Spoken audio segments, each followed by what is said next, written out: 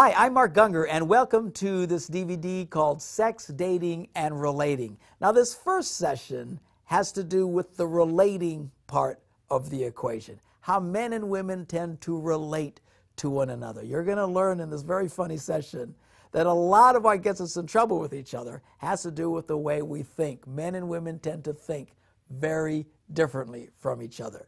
Now, this is taken from my marriage seminar that I do all across the world with couples of all ages. So what you're going to be hearing and seeing are people who are already married, and watch the way they react to the situation. A lot of it's very funny, but the reason it's so funny is because of the frustration and tension that all couples deal with. We all struggle with this little war between how men tend to see life and how women tend to see life. And it often just goes back to the way we tend to think. Now, a lot of people say, well, what's your background? What's your deal? Well, my background is that I'm a minister. Now, if you're not much of a churchgoer, don't let that make you nervous. Some of my biggest fans are heathens. All right? And this isn't one of those things where we sneak you in and then beat you over the head with a Bible. All right? But I do have a Bible verse I need to show you, okay? Because I found a Bible verse that if you follow the advice from this one Bible verse, you will never, ever have a problem in marriage. How many think that's worth seeing? All right, you follow the advice from this one verse, you'll never have a problem in marriage.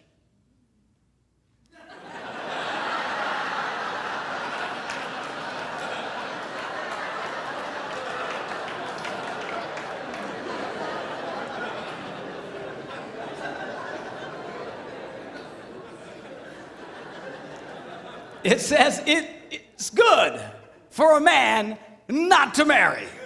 All right? So, well, why would he say that? That's such a terrible thing to say. Because he goes on to explain, he who marries will have trouble in this life.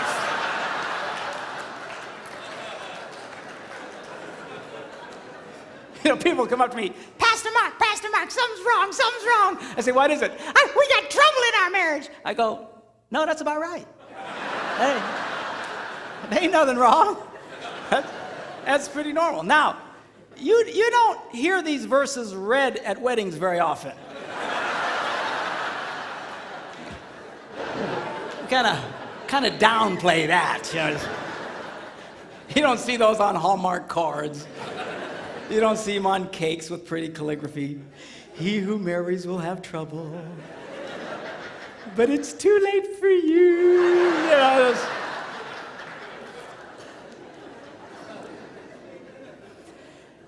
you say, if that's the case, then why get married? Because marriage is absolutely wonderful. It's great. It's fantastic. But it's not that it's without trouble. All right? And I want to show one other verse to you. Now, you don't have the deep theological training that I have, so you might have a hard time understanding this verse. But I'll try and explain it to you. This is found in Proverbs. And it goes like this. Where no oxen are, the manger is clean.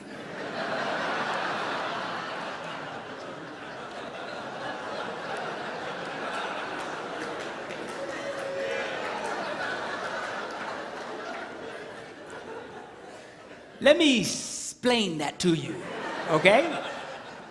What does that mean? What it means, if you're going to have an ox, you're going to have ox poo, all right? Now, if you don't like poo, and most of us are not real big fans of poo, if you don't like poo, the temptation is get rid of the ox. Preach it, brother. No. I don't want you to get rid of the ox, all right? You know? So, well, why would you keep the ox around? Because he goes to the second half of the verse, it says, because much increase comes by the strength of the ox. Well, now there's the catch-22. On the one hand, we all love the benefit of the ox, but nobody likes the poo. And what he's trying to tell us here is you cannot have one without the other. There is no such thing as a poo-free marriage. It just doesn't exist.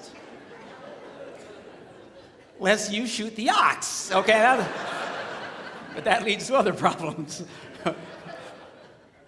So this weekend is not about attaining a state of perfection in your life, all right? It's about getting a proper positive to poo ratio in your life. You see, because if all you get is poo, then you got one sick ox. Are you hearing me? All right? So, but there's no such thing as a poo-free marriage. For those of you having a hard time grasping this, I have a mathematical version of it. It goes, ox equals poo over positive. Some say positive over poo. But anyway, it's the ratio that we want to get going here, okay? We're going to start discussing men's brains, women's brains, and how they're very different from each other. Now, I want to start with men's brains, all right? Now, men's brains are very unique. Men's brains are made up of little boxes, and we have a box for everything. We've got a box for the car. We've got a box for the money. We've got a box for the job. We got a box for you. We got a box for the kids. We got a box for your mother somewhere in the basement. We got boxes everywhere. And the rule is the boxes don't touch.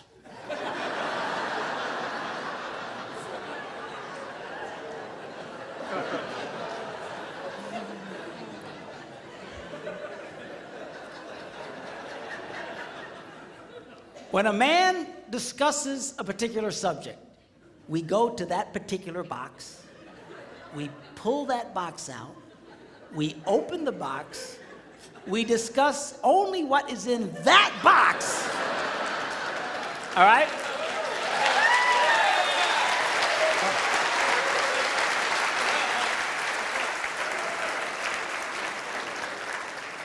And then we close the box and put it away, being very, very careful not to touch any other boxes.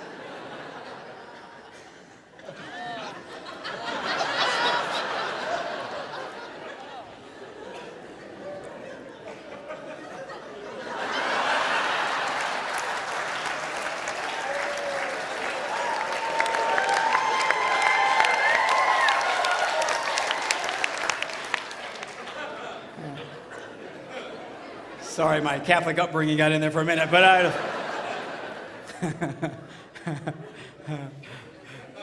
I'm not a Catholic, but I went to Catholic school when I was little. I had a nun who taught on hell like she was born and raised there. I mean, I'll never forget it, but it did me good, actually. It was a good thing. Now, women's brains are very, very different from men's brains. Women's brains are made up of a big ball of wire. And everything is connected to everything. The money's connected to the car, and the car's connected to your job, and your kids are connected to your mother, and everything's connected to everything. And it's like...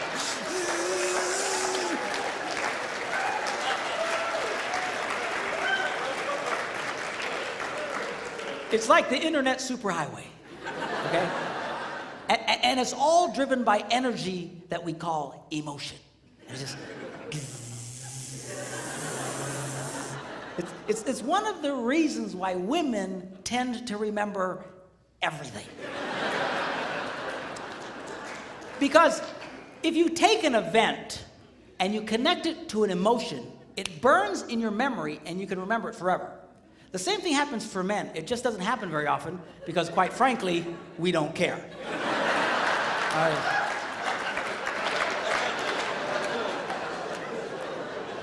Women tend to care about everything. And she just loves it.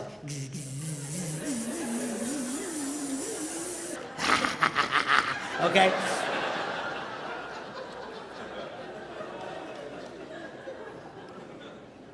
Now, men, we have a box in our brain that most women are not aware of. This particular box has nothing in it.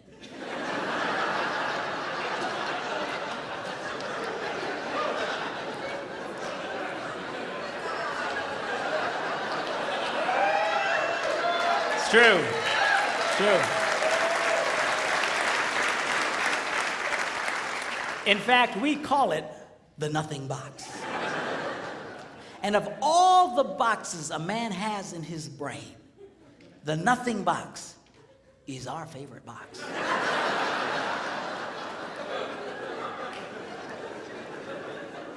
If a man has a chance, he'll go to his nothing box every time. That's why a man can do something seemingly completely brain dead for hours on end. You know, like fishing.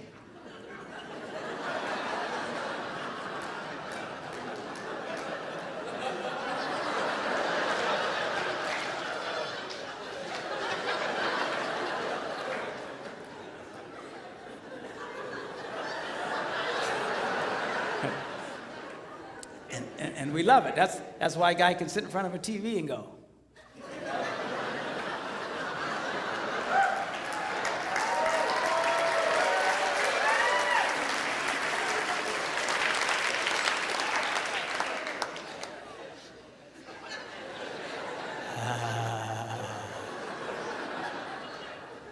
It glows.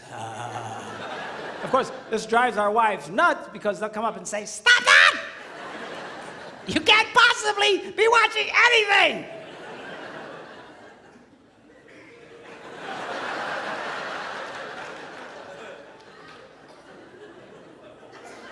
I'm not.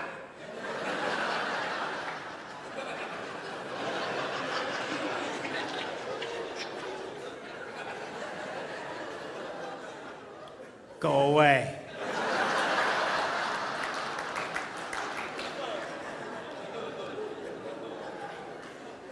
Now, they've actually measured this. The University of Pennsylvania a couple of years ago did a study and discovered that men have the ability to think about absolutely nothing and still breathe. You know, they connected all the wires and stuff like that and watched their brain activity, then all of a sudden, I think he's dead. Huh? You know, women can't do it. They can't do it. Their minds never stop. And they don't understand the nothing box. And it drives them crazy. Because nothing drives a woman more crazy or makes her feel more irritated than to witness a man doing nothing.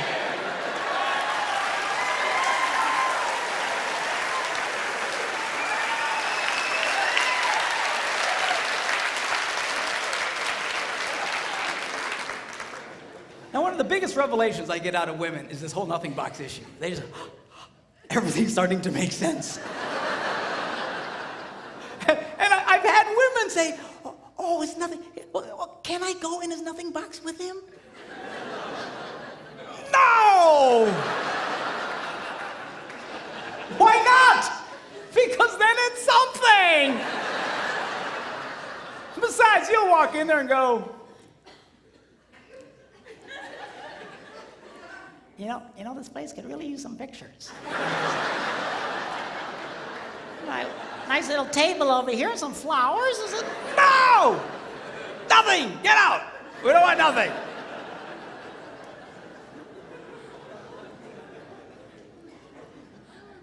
Now, this handles the way men and women handle stress. Okay? When a man is stressed out, all he wants to do is run to his nothing box. This is how we unwind. The last thing we want to do when we're stressed out is talk about it. We don't want to talk about it. We just want to.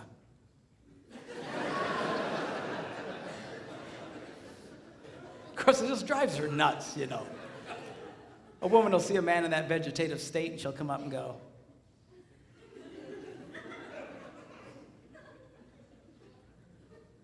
"What you thinking about?"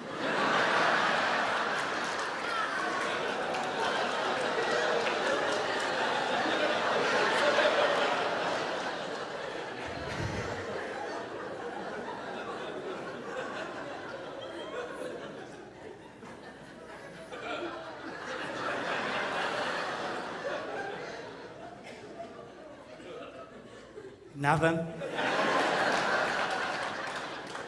you gotta be thinking about something. No, I was thinking about nothing.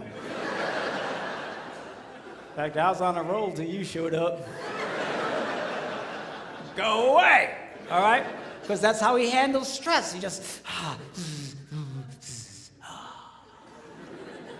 Now, when a woman is stressed out, she has to talk about it. If she doesn't talk about it, her brain will literally explode. So she'll start just, I don't know, might have something to do with this. No, it could have to do with that. I never thought about this. My brother over here said to me, and I know men who run from their wives when they do this. They do. I say, well, why do you run from her? He says, because I don't know what to tell her. I said, dear God, man, who told you to tell her anything? She wants you to tell her anything.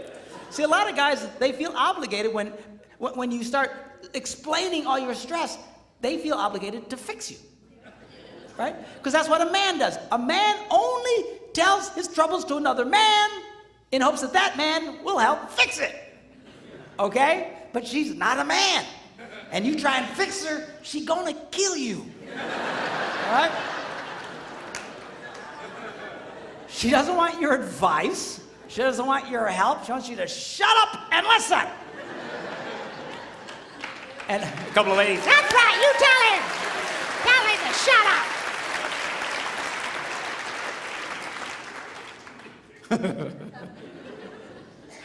They like that. Now, I had one guy tell me, he said, man, if she just tell me how she feels. I said, she doesn't know yet. He said, what do you mean? So that's how she figures out how she feels, by connecting this wire to that wire, this wire, and so. Now, because they love each other, they offer to each other their answer, their solution. A man senses his wife is stressed out. He loves the girl. He offers to the girl his best and finest solution. Or just quit talking about it.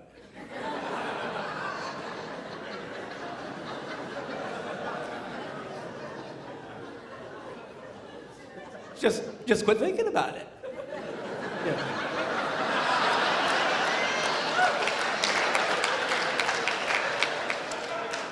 And that's when she starts reaching for the knives and stuff. She's gonna stab you if you keep it up, okay? Now, a woman, she senses her husband's all stressed out. She loves him.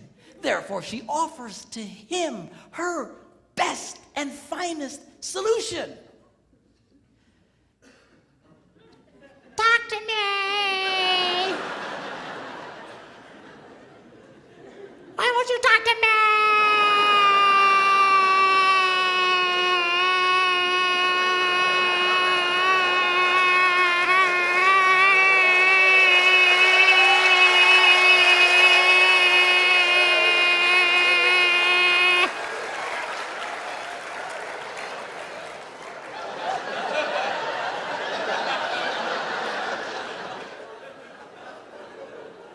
Go away. He doesn't want to talk to you. Leave him alone. He will not die. He's not a woman. All right? I know you've got to talk it through or you're going to be twisted inside. He's not like that. Leave the boy alone. You tell he's stressed out, just let him go to his nothing box. Just stay away. Stay away. Okay? And it's hard for us to understand that because we think so differently from each other. Now, not only does this affect the way that we respond in stress and stuff, the way our brains are wired also affects the way that we use words. Okay?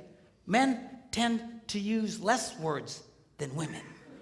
That's because the women have all the wires they're trying to connect, and they've got to explain each and every connection. Now, they say that if a man needs to speak 10,000 words in a day, a woman needs to speak 20,000. My wife says, that's because we gotta repeat everything we say.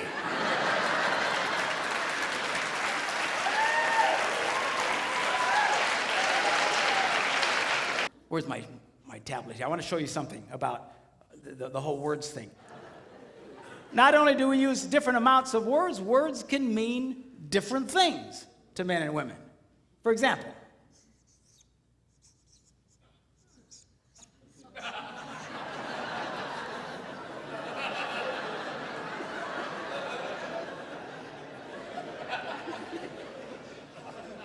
Now, to most men, 5 minutes means 5 minutes. To a lot of women, it can be an indefinite period of time. Are you ready yet? 5 more minutes!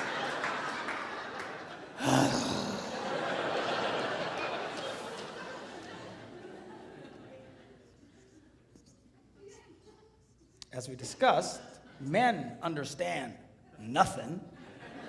Women don't understand the significance of nothing. If a woman says nothing, look out, it's something.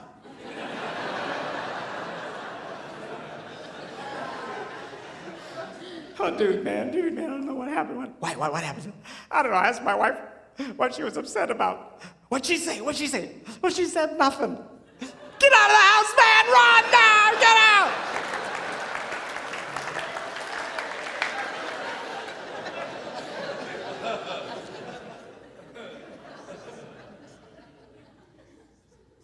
Now, this is not a word, it's a vocalization. It's a sigh. Now, when a man sighs, it means everything is good with life. When a woman sighs, it means you are an idiot.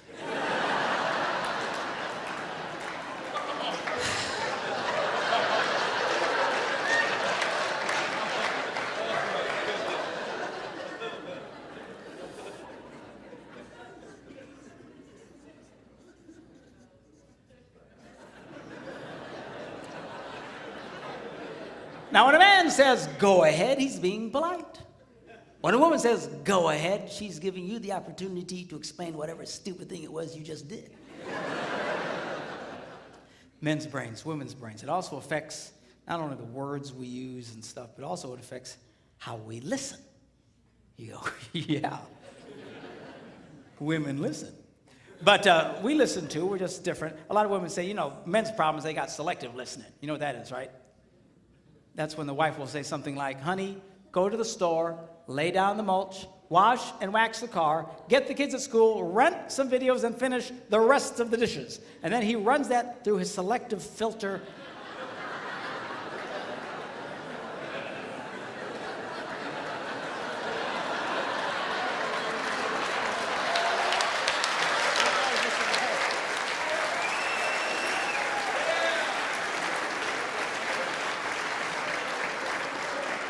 And all he hears is, honey, go lay down and get some rest, okay?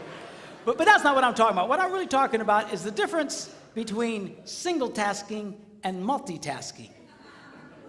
By and large, again, interpolate for your relationships. Again, not everybody's the same way, but by and large, men are single taskers. We do one thing, and we do it pretty well.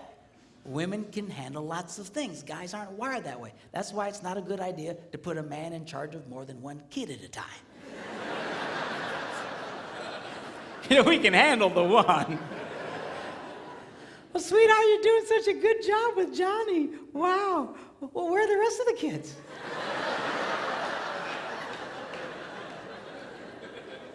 We got other kids? But man, we just I'm a classic single tasker. I'm so bad, I'll be going along and I'll forget the one thing I was doing. I'm completely lost. I need to reboot my brain. Say, whoa, where am I? But men, generally speaking, we do it. Now, what we do very well. One of the reasons that men are so good at what they do is because of this ability to completely focus on just one task. Men usually will rise to the top of any profession, even those dominated sometimes by women. The best hair designers in the world, a lot of times, are men. Best cooks in the world, men. Why is that? Because we have this unique ability to focus on just one thing and do it extremely well, okay? Women are wired differently. They're just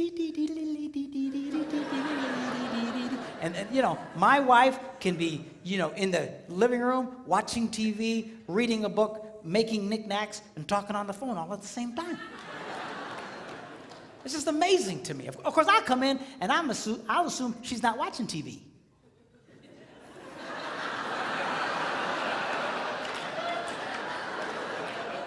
Hey!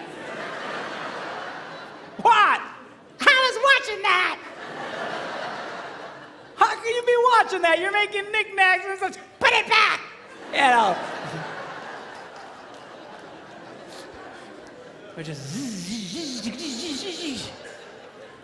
Now this affects the way that we listen, because when a man is doing something, he generally cannot hear anything.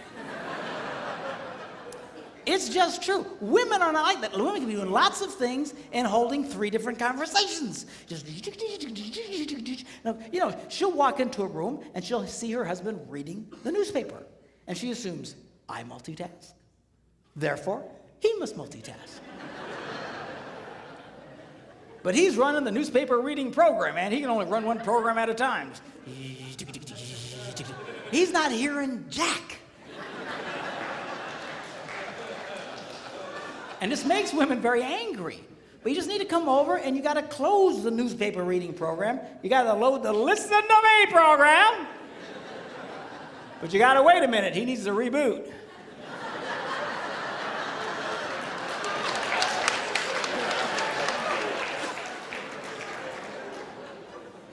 I didn't know you was here. You know? You laugh, but I'm serious, girls.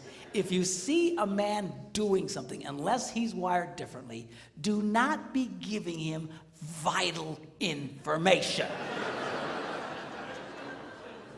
Because this is a train wreck waiting to happen. You'll have this conversation again. When you swear he told you, and he swears you never told him. You know you told him, but in his brain, you never said jack to him.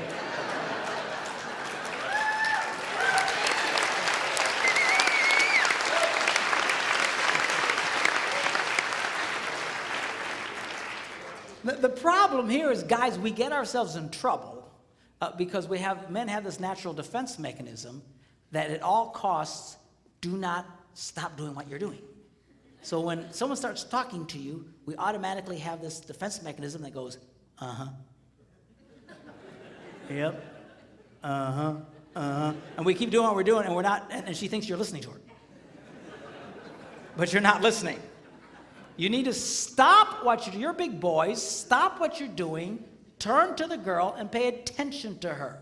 So it's not all on the ladies. You're big boys, when she starts talking, stop!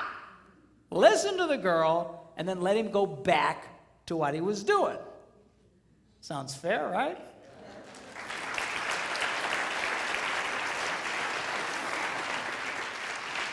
Well, I started doing this, and I thought, this is great. I'm doing a lot better. I'm watching the single tasking thing. Yeah, okay, what? And I'll say, I didn't hear that. And I'll make her back up, and she'll tell me the info, and I got it. Okay. And I thought I was doing a lot better, but still I was getting myself in trouble. You know, she'd walk up and say, it's 6 o'clock, are you ready? For what? You know, that happened to half you guys tonight, right? We're doing what? I told you. No, you didn't. Yes, I did. And off to the races we would go. And I thought, man, what in the world? Because I'm watching this single tasking. I don't remember her saying anything about it. And I thought I was losing my hearing. So I went to a doctor. True story. I went to the doctor. And I walked in. He said, well, how you doing? I said, oh, okay. He said, what seems to be the problem? I said, well, I think I'm losing my hearing. So I said, well, go over to Nurse Cratchit. She'll test your ears, you know. And so I follow the lady, and I walk into this room, and they got this cheap box on a table with some real chintzy headphones. And she says, all right, now, put on the headphones. When you hear the beep, raise your hand. If you don't hear the beep, don't raise your hand.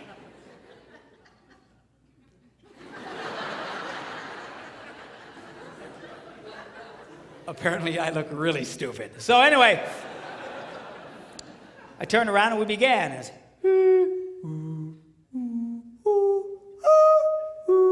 pretty soon she goes, really, you can hear all that? and I turned around and said, yeah, why? She's hitting the box. I don't know, piece of junk. What's the matter with this thing? So what's the problem? She said, according to this, you can hear what cats and dogs can hear. I don't know what to... She's hitting the box. She says, I'm going to send you to a specialist. You ever been to the specialist? You know, they got this Yo Mama soundproof room, you know, the thick door, you know. You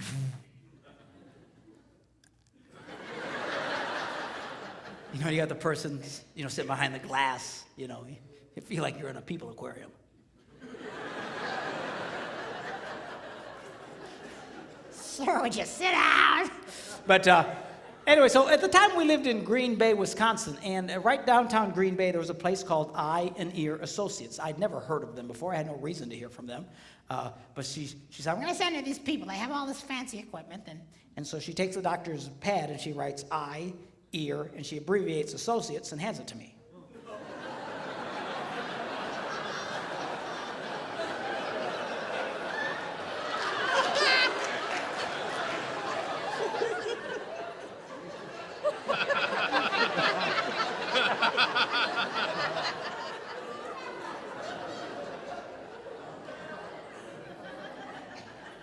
I said,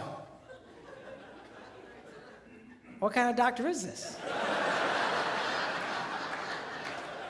It's a true story.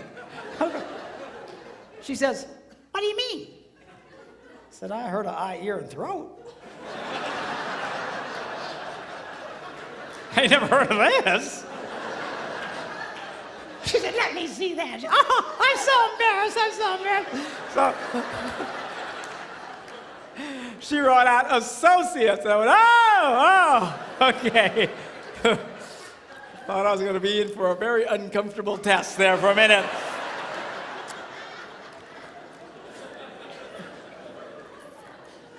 So I go to the eye, ear, and, doctor, and I get in there and I sit down and she's behind the glass and she has to push the button to talk. Okay, now put on the headphones. When you hear the beep, Spin around, and we began. I kid you not, she goes, really, you can hear all that? I felt like a moron, all right? I take the printout to the specialist. He goes, what are you doing here? You got better ears than me. I said, I don't know, man. She says, are you ready at 6 o'clock? I just already saw it. Go get it.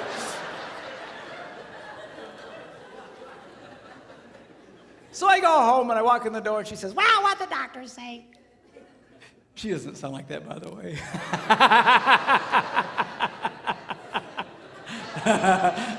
I say that because people used to come up to me saying, she doesn't have a voice like that. I just do it for effect. By the way, we've been married for 32 years.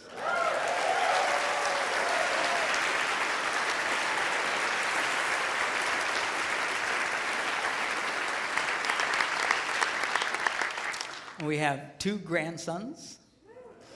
Very cool.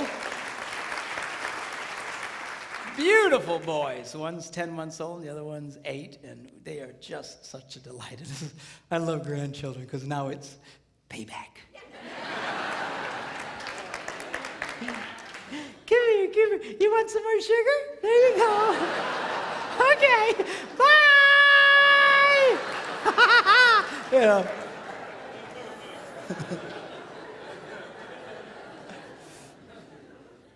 My son Philip's here with us. He's running the audio, and on our 30th wedding anniversary, Phil gives me a call up and he says, hey, Dad, 30 years. That's really something. I said, well, thank you, sir. I said, but truthfully, Phil, I said, it only feels like 10 minutes.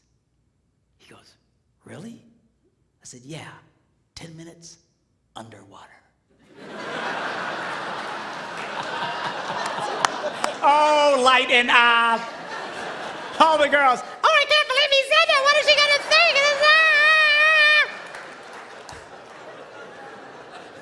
It's just the joke box, all right? Just a joke. So I come back from my ear thing. She said, well, what'd they say? I said, well, they said I can hear what cats and dogs can hear. She says, Well, it's not your problem. Your problem is just don't pay attention.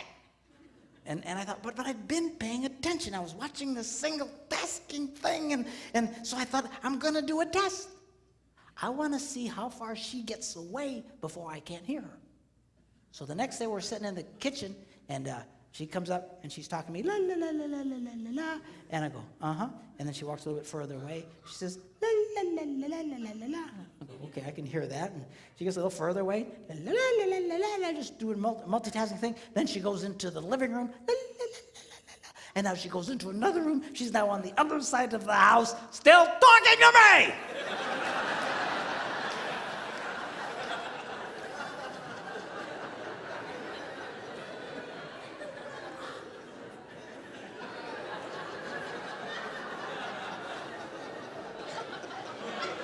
I said, hey! She yells back, what? I said, I'm on the other side of the house. She goes, You don't listen anyway.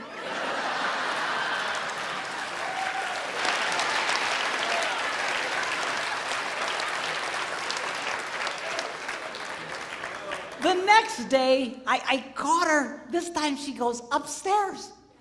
She's on another floor, still giving me vital information. That's when it started dawning on me. Wait a minute. We might single task, but these women so multitask, they just keep doing what they're doing, and whether or not you're in the same area code is irrelevant. Relevant. There's irrelevant. That's the word. I had a guy the other day says, my wife's like that. She'll be talking to me. She's by the dryer, and she'll be telling me something important. La la la la la. Then she'll stick her head in the dryer, reaching for something. La la la la la la. And boy, you better do that, or you're gonna be in big trouble.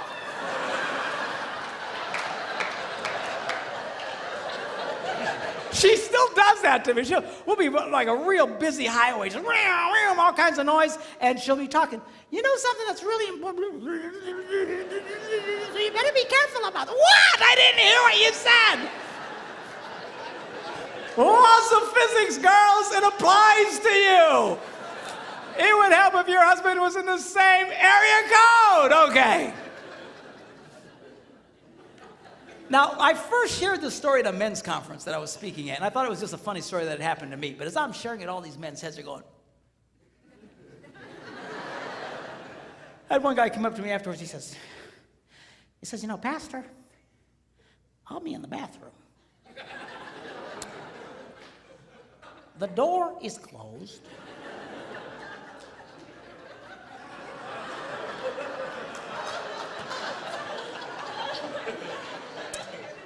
The fan is on.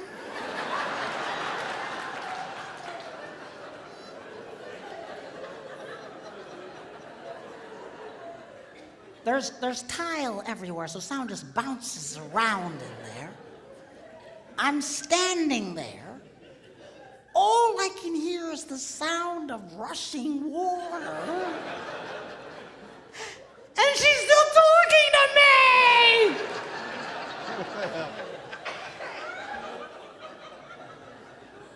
I figured out that's why we miss sometimes, girls. What? What?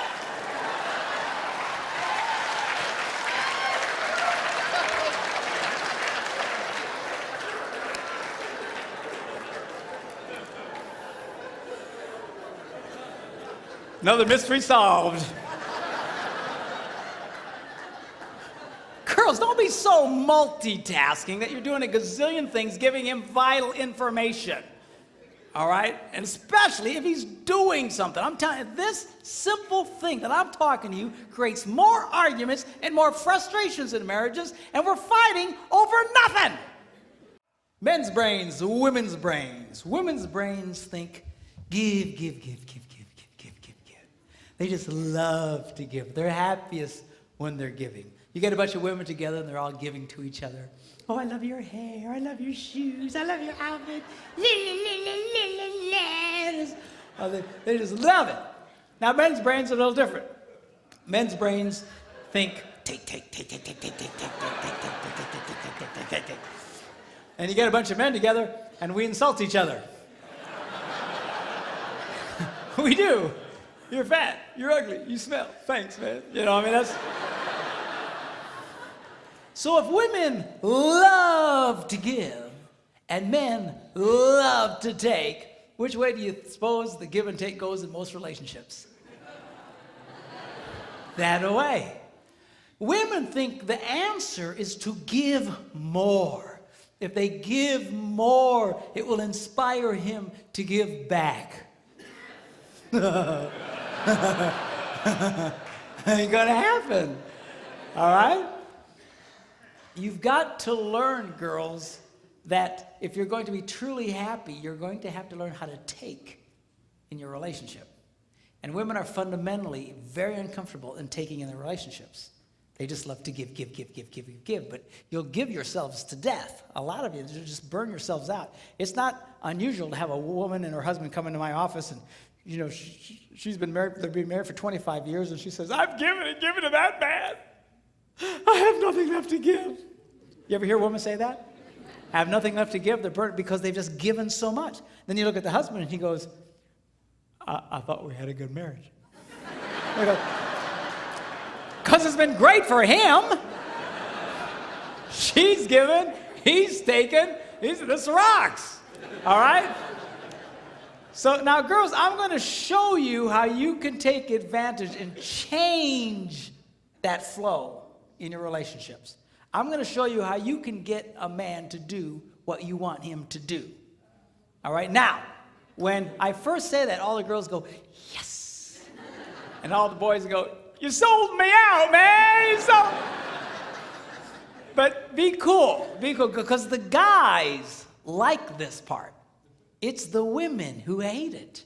I get more static from women over what I'm about to tell you because fundamentally they hate taking in relationships. They think that he should just give on his own. You should just give. They're hoping, when I say get a guy to give to them, they're hoping I'll say, bad guy, bad, you need to give more. And that's what a lot of these people do in some of these seminars. They beat up on guys, you need to be more.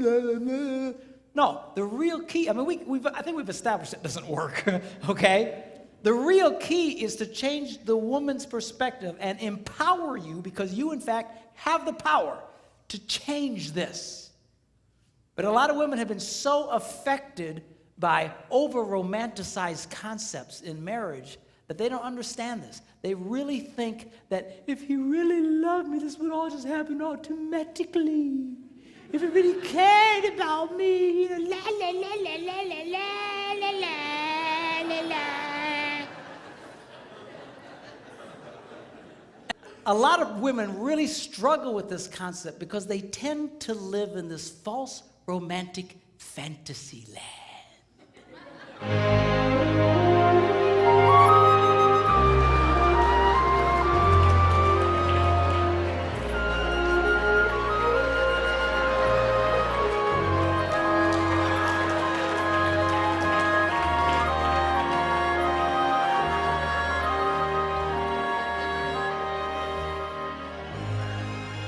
Somewhere over the rainbow, way up high,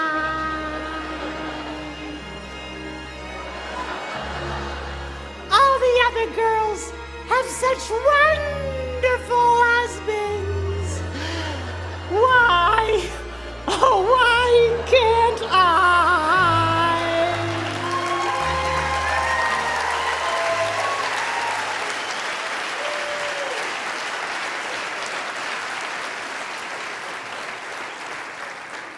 Girls, you can either sit around with your hearts broken all the time, or you can do something about it. And I'm going to show you what you can do. 4 simple steps, how you can change this dynamic of give and take in your relationships. Okay, y'all ready? Here we go. Number 1, how to get a man to do what you want him to do. Number 1, you need to ask him more than once.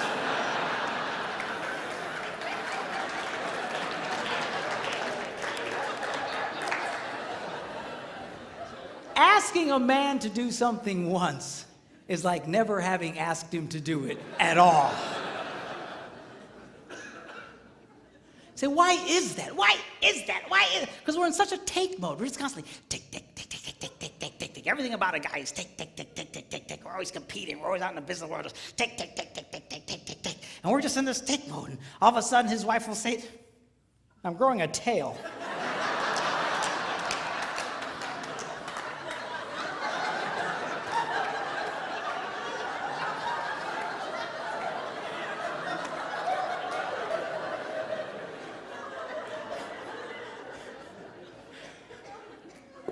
We'll leave that over there for a while. Okay.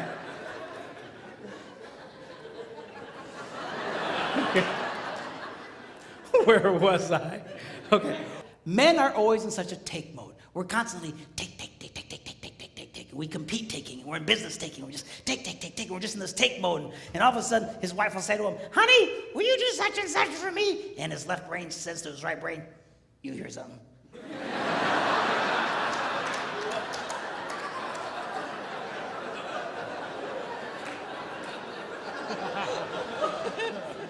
His right brain goes, nope. Tick, tick, tick, tick, tick, tick, tick, tick, tick, tick, tick, tick, tick. It takes more than once to get through to the boy. Now, a lot of women, they think that, that their husband, they're holding out on him. That we are sitting there intentionally not doing what he asked us to do. Just because we're full of hate. But I promise you, when you asked it, it went in one ear, spun around his nothing box, and shot out the other one. And he's doesn't remember jack about what you said. Now, when I was first studying this, I thought, this can't possibly be true. This has got to be inaccurate, because I'm married to a woman who has no problem asking me more than once. She said, honey, will you do such and such for me? I go, no. Come on, sweetheart, do this for me. No. Come on. She's got the thing, she pats my cheeks. You're such a good husband. Do this thing for me.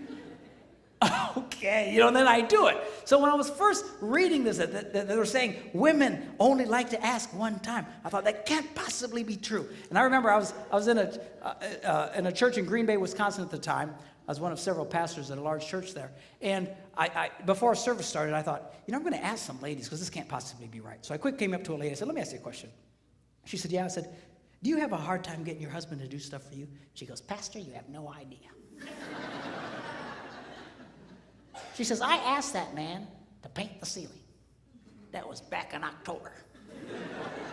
It's March. He doesn't do it. He walks in every day. Just, she's just getting mad telling me about it, okay? And I said, okay. I get it. But let me ask you a question. Because remember, I want to prove what I've just been reading wrong. I said, let me ask you a question. How many times did you ask him to do it? And she stared at me like a dog at a new dish.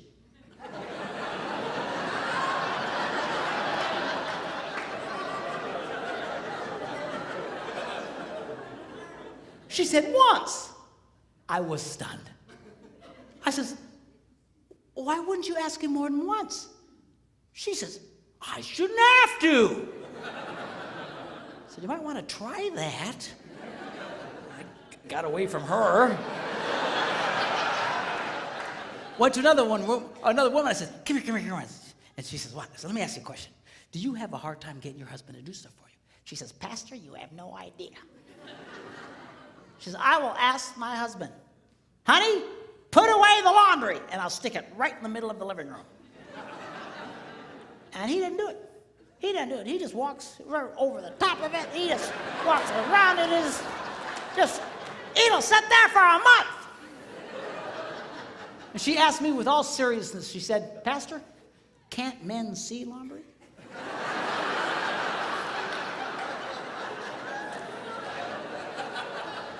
I said, yeah, we can see it. Just doesn't mean a whole lot to us. So she's just getting angry, just tell me about it. So I said, okay, yeah, I get it. But let me ask you a question. How many times did you ask him to do it? And that same startled look. Once. I was amazed. I said, once? Why wouldn't you ask more than once? I shouldn't have to. Time was running out, church was going to start, and I grabbed another lady real quick. I said, come here. She says, what? She said, do you have a hard time getting your husband to do stuff for you? She says, Pastor, you have no... Apparently I'm a complete idiot because I have no ideas. But you have no idea. And she goes on to start living out the horrible transgressions of her idiot husband. And I asked the same question, okay, but how many times did you ask him to do it? Once. I said, why? Why wouldn't you ask more than once? She says, I shouldn't have to. Ladies, are you listening to me? You have to.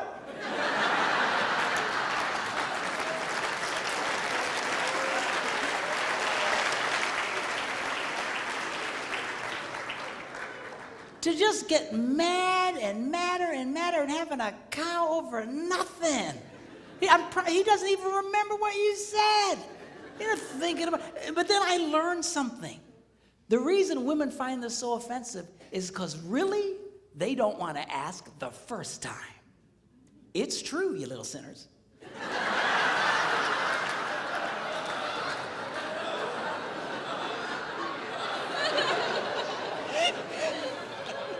Because over the rainbow, If he really loved me, I wouldn't have to ask. well, come on. Just ask him again. Ask him again. What's the big crime here? You know what it is you resent the fact that he's resistant to do it, because not only do you want him to do it, you want him to want to do it. You do.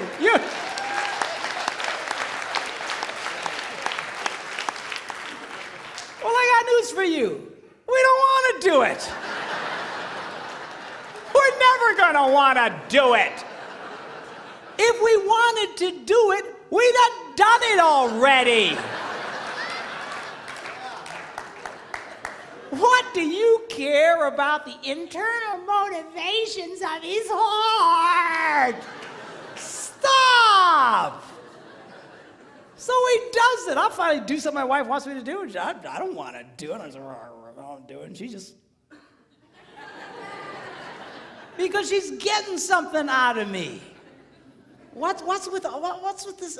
Always analyzing the internal motivations of the guy's heart. I mean, you're getting yourself all kinds of trouble. I was in Germany some months ago doing some seminars for the troops who were rotating out of Iraq with the army. This one lady tells me, she says, you know what? She says, my husband, if there are dirty dishes in the sink, he cleans them and puts them away.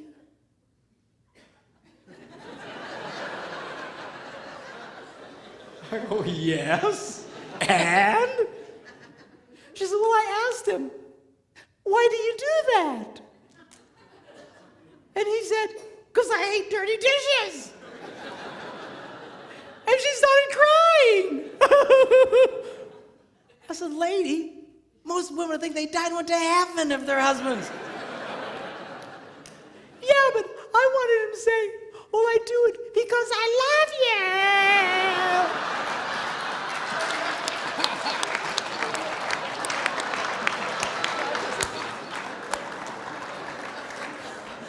Who cares why he does it? Seriously, you've got to let up on this stuff. Leave him alone. Who cares what his motivations are, what his desires? I'll tell you what most men's desires are, is to do nothing. Okay, have we established that? So get him doing stuff for you. Who cares why he wants to do it in his heart? Number 2, you need to ask him the right way. Now, what does that mean? That means don't insult the boy. A lot of women think they can use insult as a way to motivate a man. Like, what are they smoking? What is... not gonna work. What's the matter with you? You some kind of idiot. What's the matter with you, a man? Can't you do... What's the matter with you? Can't you pick up the laundry? No, I can't. Don't insult. Do you know why women do that? Because it would work on them. If you insulted a woman, if you embarrassed a woman, she would change. She would do something about it. But you embarrass a guy, you insult a guy, we don't care. We just become more resistant. He's not a woman. Okay? Don't insult the boy. Insult is not a motivator for a man. All right? Number 3, you need to train him with positive reinforcement.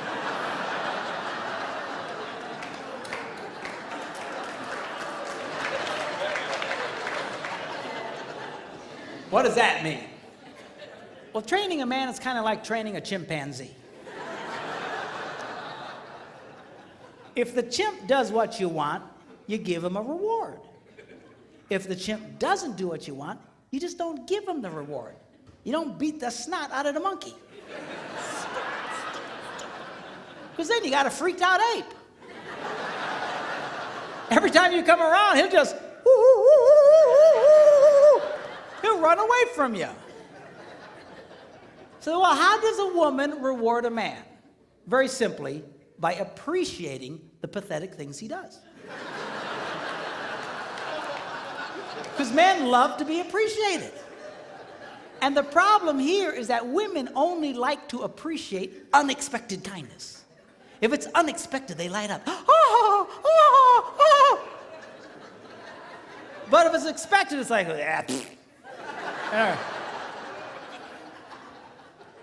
You know, seriously, I mean, that's, in the beginning of your relationship, that's how he got you to fall in love with you in the first place.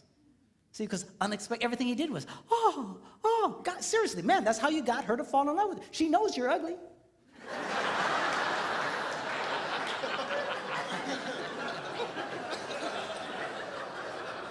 How do you think you got such a beautiful woman like that? Because you were nice to her and everything was, But after 32 years, it's hard to come up with unexpected, man, I'm telling you. But the more you appreciate the kindnesses that he does, the more he wants to do it. Men respond. Men, I'm telling you, they love to be appreciated. Now, give you an example. I was at home, and I had a dirty dish in my hand. I was by myself, and I'd actually gotten trained to the point I could put it away in a dishwasher. And I went up to the dishwasher, and I opened it up, but it was full of clean dishes. And that's a moral dilemma to a man.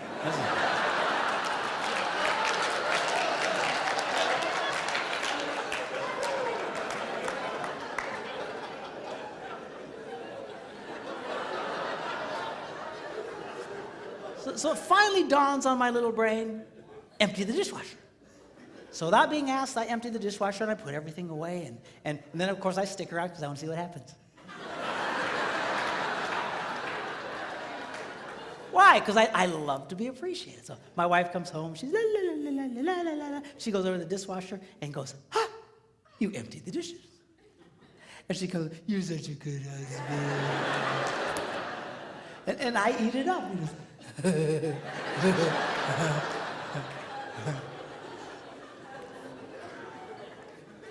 Now, guys, get a clue here. I know it's hard, but she loves unexpected kindness. You need to learn to give her unexpected things, unexpected little things. That's how you can keep a woman crazy in love with you in that way. I told my guys I want to write a book, 365 unexpected things a man can do for a woman.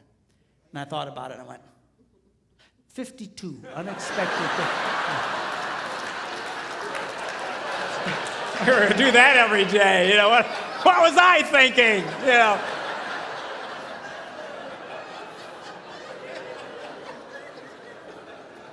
Because they light up. They light up. You know, some time ago when I was first doing this, I couldn't afford to take my wife with me. And so I was doing a lot of traveling by myself. And I was at a grocery store or gas station. I was paying for the gas, and I saw one of these rack of greeting cards. And this one caught my eye. It said, "My favorite place to be is wherever you are."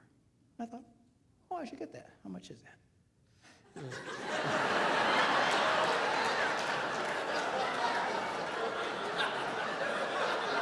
Do you hear these women? The minute I did, Oh, you ruined it! You just ruined it! It is, what was the motive of your heart?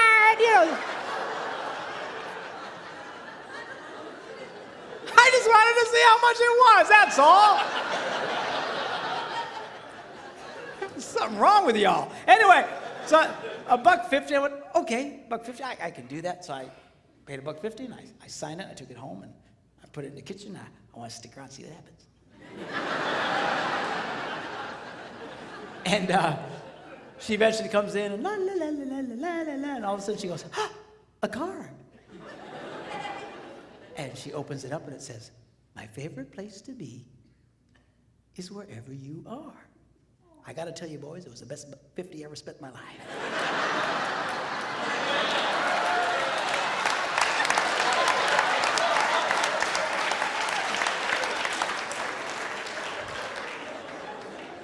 But we'll talk more about that tomorrow. Okay, now. Number 4, barter with him. Now, how does that work? Very simply, you become aware of something he wants to do. You know you got something you want him to do for you, and you just say to him, Honey, would you like to do this thing you would like to do?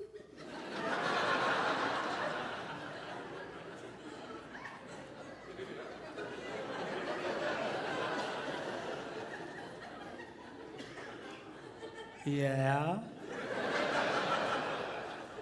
Well, do this for me, and you can do that.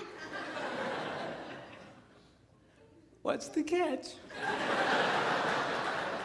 There's no catch. So now he's doing it. It's a trade out. It's just, So guys like this thing because we know what the rules are. And men are used to bartering. That's why we do what we do in life. That's why we go out and work. I got to promise you, if they didn't pay us, we probably wouldn't do it. I don't care how much you like your job. If they didn't give you the cash, I don't think you do the job. It's all part of the bartering system. Men like that, okay? Now, the strongest bartering tool a woman has, we'll talk about tomorrow.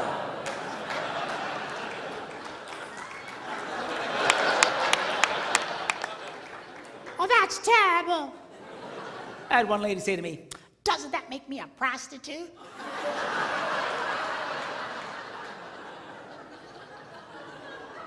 I said, he's your husband, for crying out loud. Women have no idea the power they held over us. They have no idea. I'm telling you, you can get a guy to do almost anything. You just come up to that boy and find something disgusting like cleaning the garage and say, Hey, baby. How'd you like that?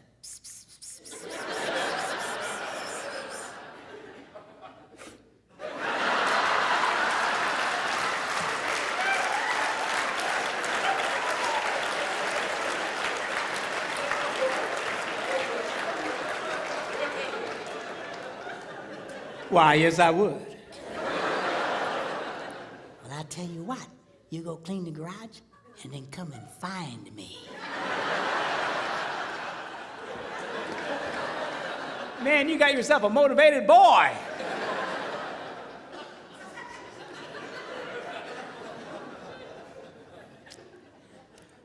I was listening to Dr. John Gray talk along these lines. He's the guy who wrote that book, Men Are From Mars, Women Are From Venus.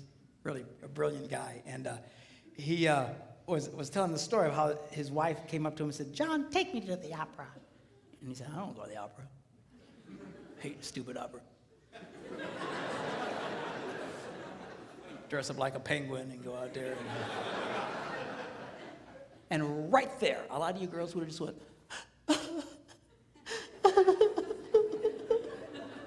I think I'll eat worms and die. She didn't. She knew about this stuff. She just asked him again later. Hey, John. Yeah? Take me to the opera. No. John, Yeah? take me to the opera. Okay. So now she's a happy girl. Now he's all dressed up like a penguin, taking her to the opera, and right there, a lot of you girls would go, wish my stupid husband would take me to the opera.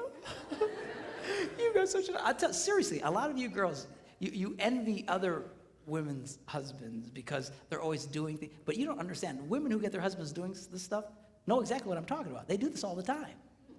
You sit out with your heart broken because he won't do these things. You think he should just cosmically do them on his own. I mean... Somewhere over the rainbow. So he takes her to the opera, endures this mind-numbing experience. On the way home, she's holding his hand, just lit up. And he says, when we got home, I pulled into the garage. As soon as the garage door closed, she reached over and grabbed me and made love to me right in the car in the garage. I assume they weren't driving a subcompact.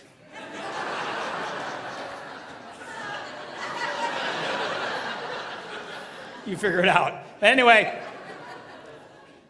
So anyway, the next morning he gets up early and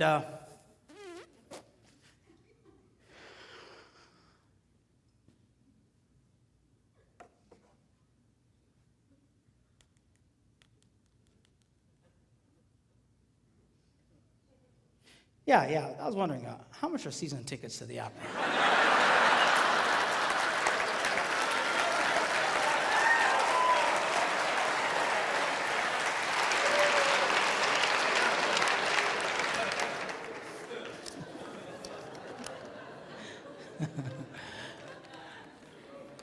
I don't want all this stuff on the stage here.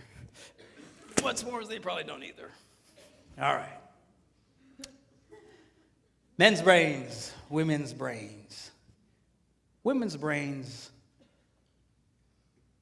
they don't think very highly of themselves.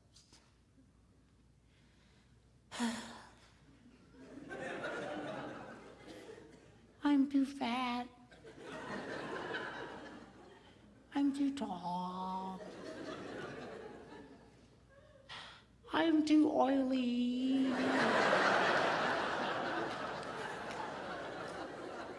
La, la, la, la, la, la. Now, men's brains, we think very highly of ourselves. We love us. Just ask, we'll tell you. All you got to do is point a camera at a bunch of women and watch them freak. Oh, turn it off. Turn it off. Sanctuary! I'm a hideous monster!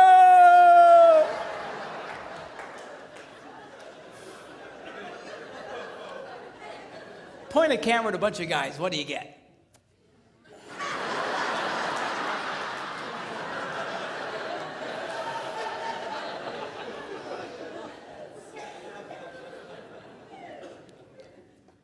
You ever watch a woman walk by a bunch of mirrors in a mall?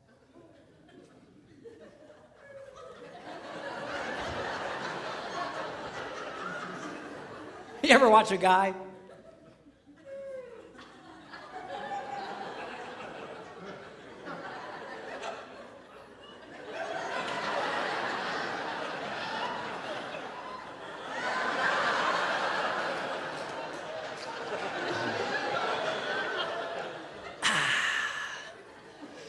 Still got it.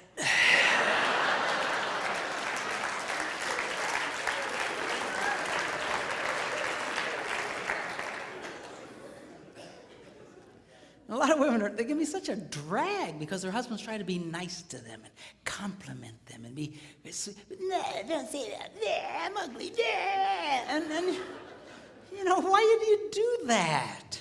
Here's a secret. You want him to like you. Why are you pushing him away? And it's, you know, that's such a drag. Ladies, do you know there are 3 billion women in the world who don't look like supermodels and only 8 who do?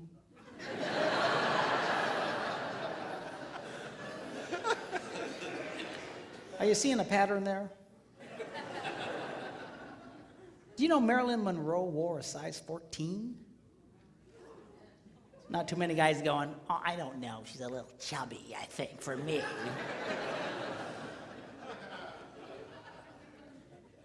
Did you know if Barbie were a real woman, she'd have to walk on all fours?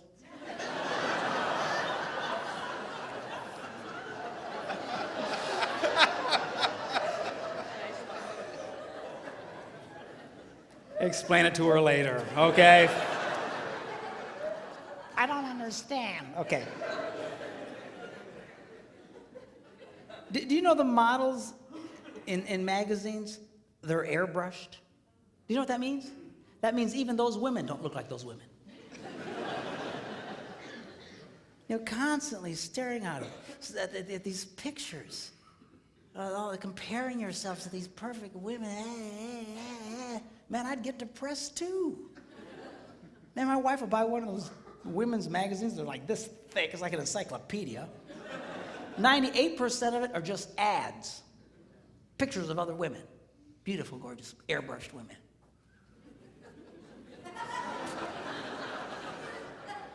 Good night. Do you know 1 out of every 4 college-age white girls has an eating disorder?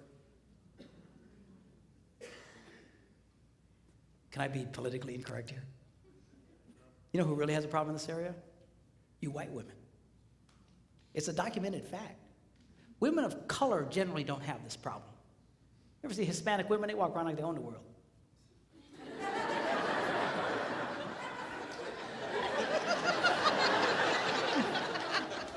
Black women, they care of themselves. What are you looking at?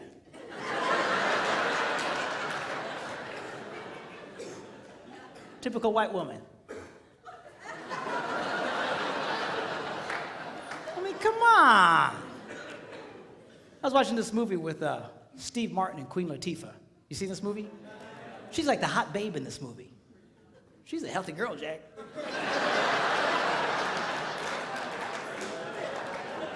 She's all over the place. But you know what? She came across as very sexy in that movie.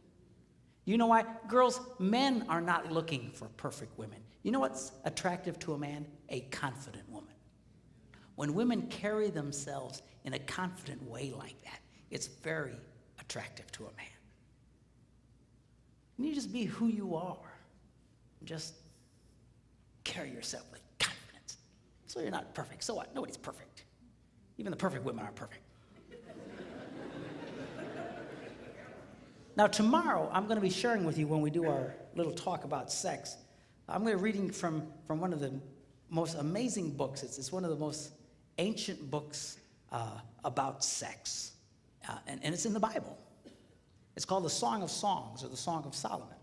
And it's a very sexual book. A lot of people miss it because they're very poetic. They talk about pomegranates in bloom and secret gardens. And people go, man, people sure are into gardening. What's the deal here? You know, just... No, it's not gardening, okay?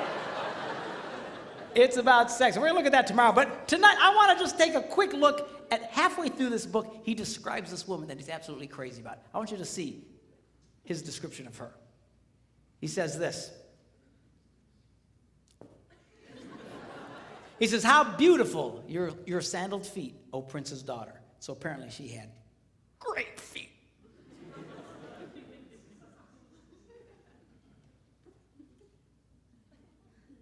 Your graceful legs are like jewels, the work of a craftsman's hands. So she had great feet, great legs.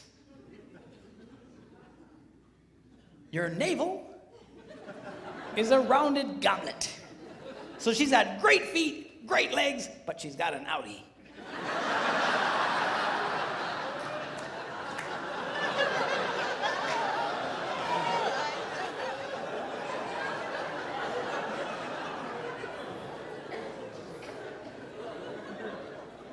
Your waist is a mound of wheat. So she's got great feet, great legs, outie, and a potbelly thing happening.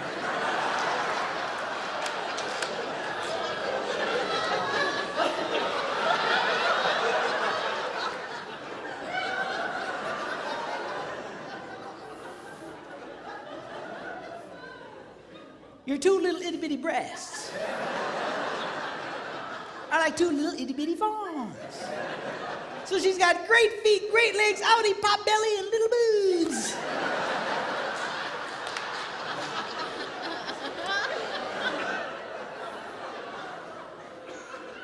Your neck is like an ivory tower.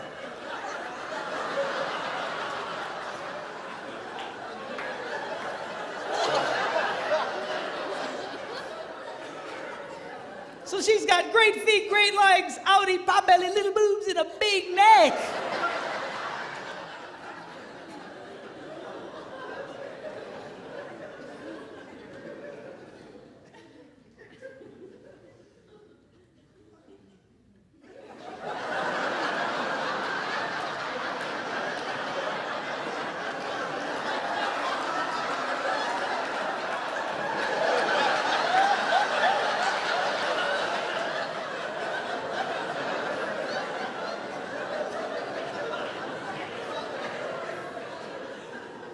Your nose is like the Tower of Lebanon. In fact, I think they can see it from Lebanon. So she's got great feet, great legs, outie, pop belly, little boobs, big neck, and a huge snaz.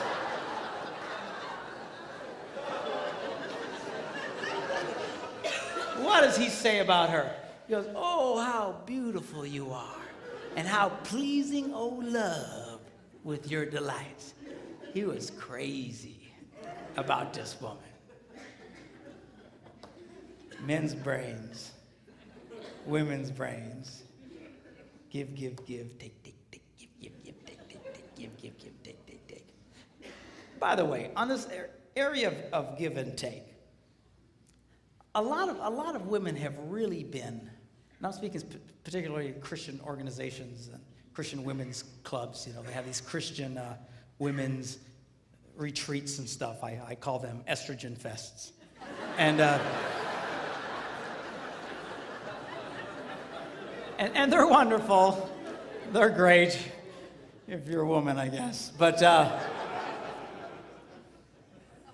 you know, a lot of you, I know what they're trying to say, but a lot of you have really gotten bad information, or at least faulty information. This is what's being said in a lot of these.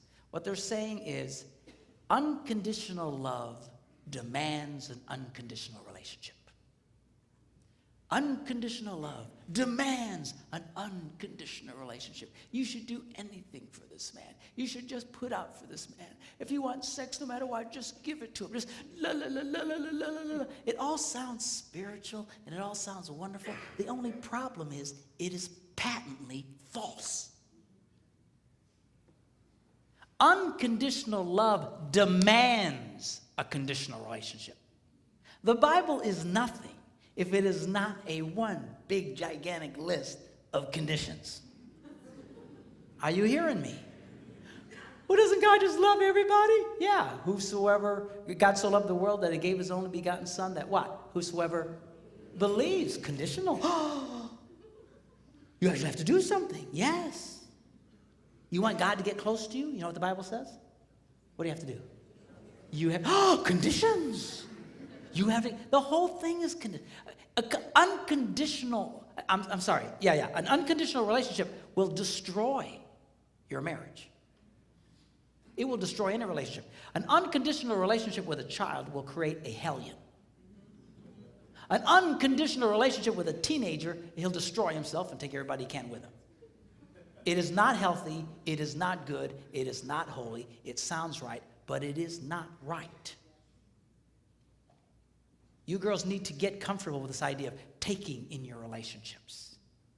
Putting some conditions. Now, the stronger the relationship, the stronger the conditions can be. You need to be careful. All right? And I know I'm putting a lot of weight on the girls tonight. I'll beat up on the guys tomorrow. But, you know, the stronger the relationship, the stronger the condition. You got to be careful. It's kind of like, you know, if I play hide and seek with my grandsons, you know, you hide behind something, you know, that they can still see you. All right, come and find me. And they'll, you know,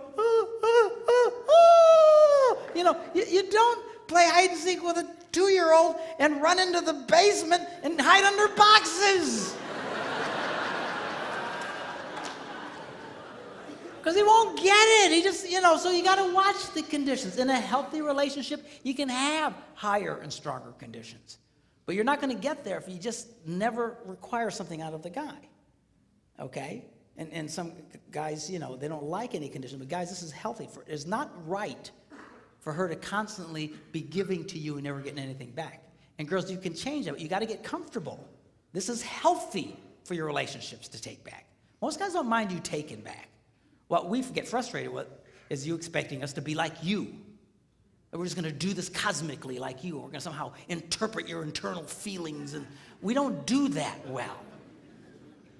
Okay? But you've got to, this is a healthy thing for you. I had a lady at a conference just a few weeks ago. She's crying her eyes out.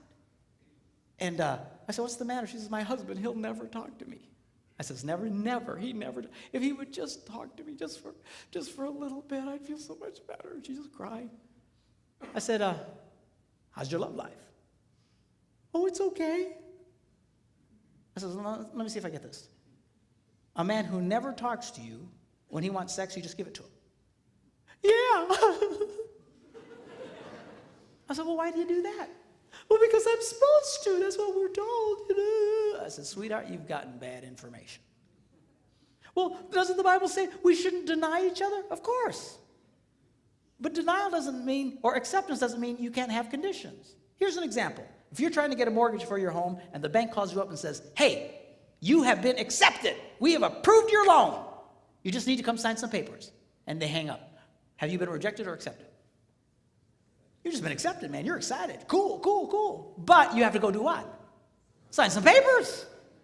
You don't go, stupid bank. They were going to give me that money, but I got to sign papers. I mean, come on. I said, the next time your husband wants to make love to you, you say, honey, I will knock your socks off. But we're going to talk for 5 minutes first.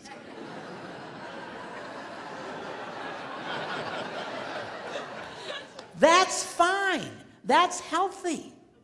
You can do that? Yeah, you can do that. And most guys don't mind. Again, get us in that position. Start taking back from us. But again, you got to be careful. You got to be careful.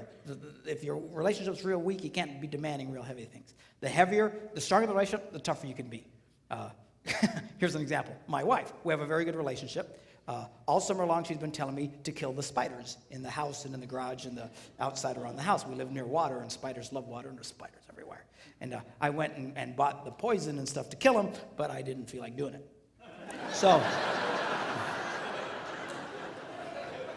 So she was on me for weeks about killing the spiders. Yeah, I'll do that. Yeah. So finally, she walks in one morning, and she just as happy as can be, and everything's good. And she says, oh, by the way, no more sex until you kill the spiders.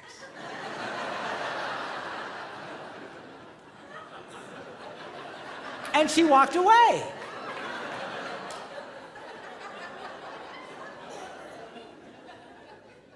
Well, the first day, I didn't kill any stupid spiders.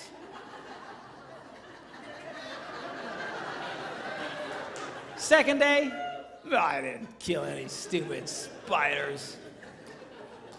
Third day, I'm killing every spider within miles of the place. I was killing die, you stupid spiders! I sprayed our house, I sprayed the neighbors' houses, man. I sprayed every...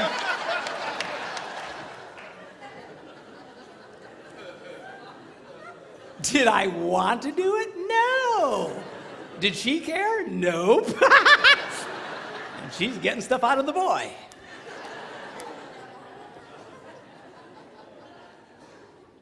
Men's brains, women's brains. In closing, I want to talk to you about how men's brains and women's brains are portrayed in movies. You have guy flicks and you have chick flicks. Now, a guy flick is only a guy flick as long as somebody is dying.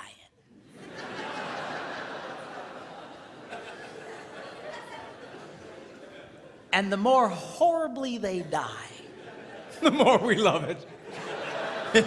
Some guy gets his head chopped off, we go, oh, yes! Dude, rewind that, man. This is, that's gotta hurt. Play it again, man. We love it. And you know what? This appeals to all men of every culture around the world. There is something that God put in the heart of every man that just lights up at the idea of living your adventures and conquering your adversaries and going for your dreams.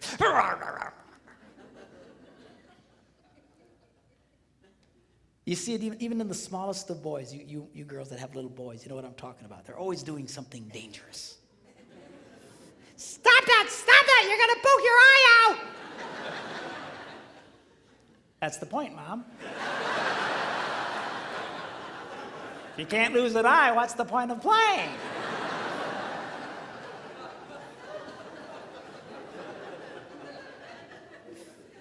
It wasn't a woman who invented football.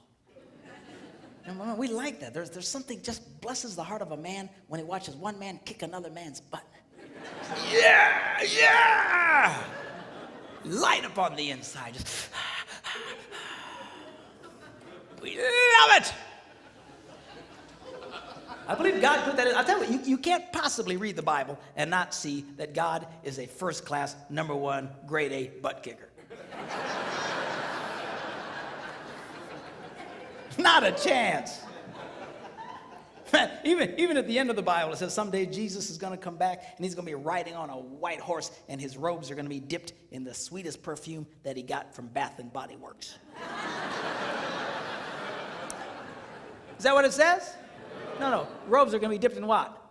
Blood. And all the men go, oh, shit. Dude, blood. That means somebody's going to get their butts kicked. We love it. Now, women's movies, chick flicks, are a little different. Chick flicks are about connecting the wires.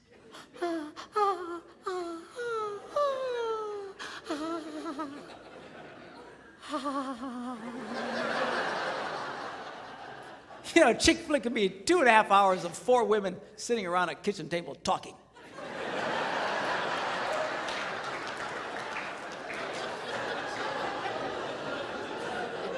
And she'll be watching it going,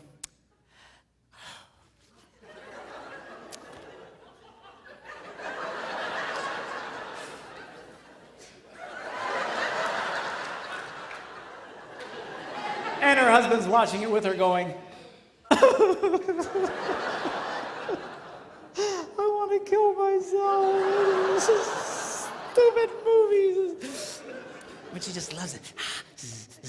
And these movies, they appeal to all women of every culture in the world. Why? There's something God put in the heart of every woman that says, connect the wires. Connect the wires. It's all about relationships. It's the relationships. One of the reasons why married men make more money than single men is that married men become more skilled in their relationships and become more successful in life. They become more valuable to their employers. Because when a man marries a woman, he's marrying a handbook on relationships. It's true. It's absolutely true. Single men remain as they came into the world, clueless.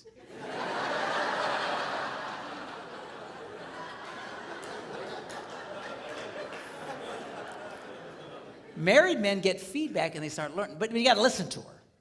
No, we don't like listening to you. I got to be honest with you. Yeah. I'll come up with some great plan and my wife will say, Better not do that. oh, woman, what are you talking about? I'm telling you, it's a bad idea. Oh,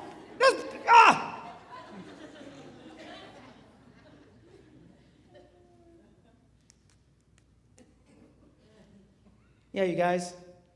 Yeah, we better not do that. Yeah. I just feel it in my spirit.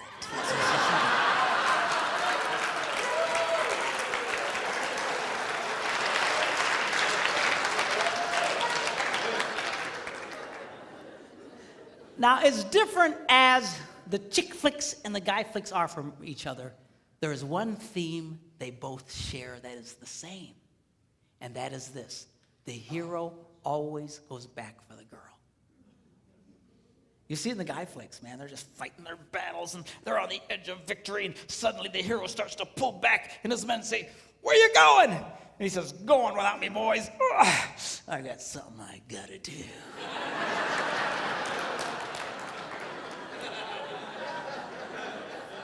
And at great risk to himself, he goes back for the girl, and he rescues the girl. And guys watch that on the screen, and we go, yeah. Women have the same theme. The boy always comes back for her.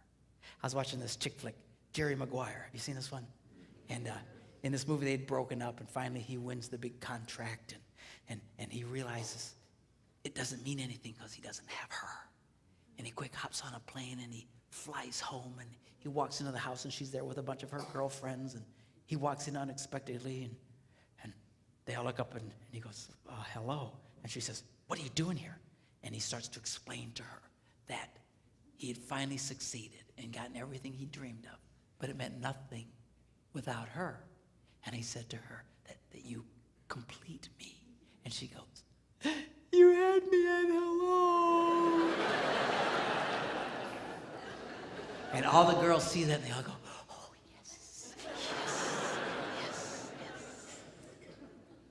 All I'm saying to you boys is this: do what's in your heart. Live your dreams. Live your adventures. Overcome your obstacles. Do what you gotta do. Just don't forget about the girl. I've never met a man who was a financial success and who had lost his family who ever said to me, "You know, it was worth it." It's never worth it. Don't be like Adam. You remember Adam in the Garden of Eden? Women say, "Where would you be without women?" I say, "Garden of Eden." But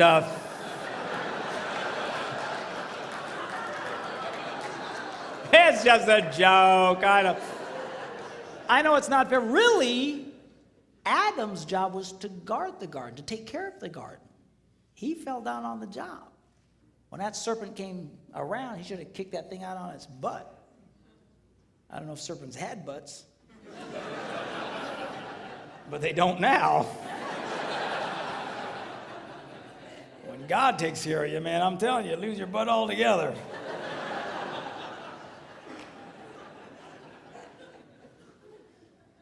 But you know what happened?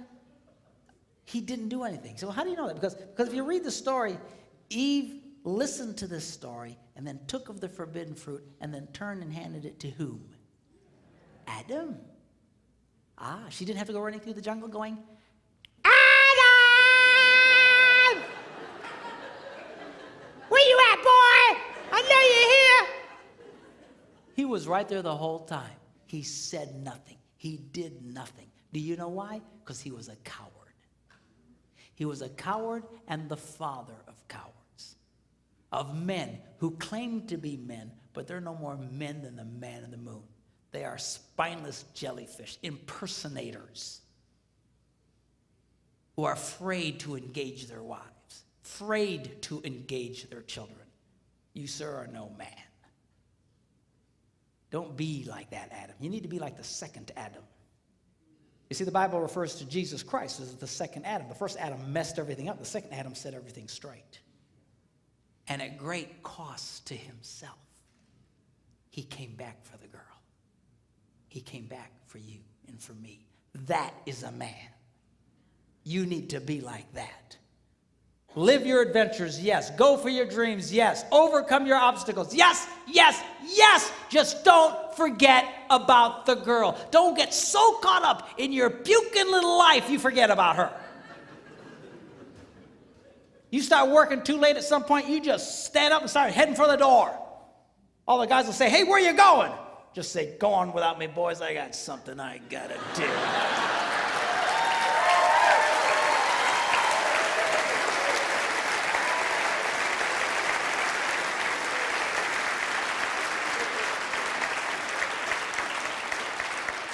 And then go back for the girl, surrounded in the camp of the enemy by wild monsters. You mean like in the movies? No, I mean your children.